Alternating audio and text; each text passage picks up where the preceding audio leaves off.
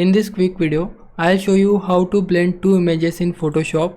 If you found this video helpful, then please consider subscribing my channel and also like this video. So I want to blend this image with this image. So for that I just need to take this image and put it onto this image.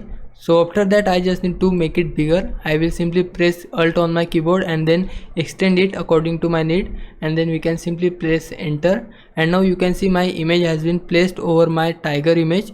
After that I need to select this nature image and then change the blend mode to screen. I will set it to screen and then select your background image. Click on this mask icon. After that click on your mask and go to image, then click on apply image.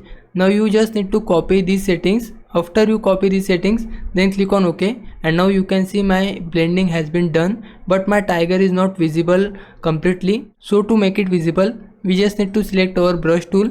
We can simply click on brush tool, or you can press B on your keyboard.